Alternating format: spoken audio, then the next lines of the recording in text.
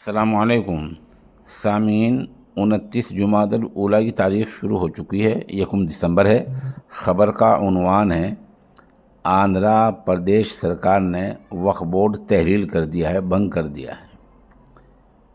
یہ ایک معمولی خبر ہے، عام خبر ہے، لیکن اس خبر کو آج ہماری قومی میڈیا نے اور خاص طور پر ٹی وی چینلوں نے بہت اہمیت سے شائع کیا ہے، اور جیسے کوئی بہت بڑا پہاڑ ٹوٹ گیا۔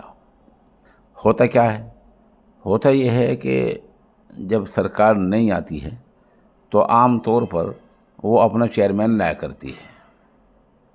جیسے بجلی محکمہ ہے، ریلوے محکمہ ہے، تو سرکار کے نزدیک یہ بھی ایک ایسا ہی محکمہ ہے۔ اس کے کچھ ممبران ہوتے ہیں، سرکار اپنے من چاہتے ممبروں کو لے آتی ہے، ان سے کبھی کبھی تحریک عدم اعتماد پیش کرا دیتی ہے، اوشواس پرستاؤ پیش کرا دیتی ہے، وہ اسے ہٹا دیتے ہیں، سرکار کی مرضی کا چیئرمین ہو جاتا ہے۔ عام طور پر یہ ہوتا ہے، یہ کہیں 3 سال کے لیے، کہیں 4 سال کے لیے، کہیں 5 سال کے لیے ہوا کرتا ہے۔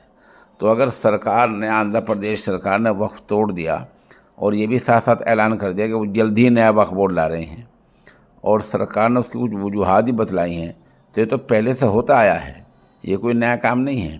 پارلیمنٹ میں جو وقف بل پیش ہوا ہے، اس سے اور اس کا سرے سے کوئی لینا دینا نہیں ہے، نہ کوئی تعلق ہے، اور نہ اس قابل یہ کوئی خبر ہے جس سے کہ پورے ملک کو آسمان پر اٹھا لے جائے کہ آندھرا پردیش سرکار نے وقف بورڈ تحلیل کر دیا۔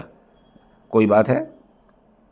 جب بھی نئی سرکار آتی ہے، کوئی سرکار کو ایسا لگتا ہے کہ بھئی اس کا آدمی چیئرمین بننا ہے، تو سرکار کسی نہ کسی بہانے سے بورڈ کو توڑ دیا کرتی ہے اور اپنی من پسند کا چیئرمین لے آیا کرتی ہے۔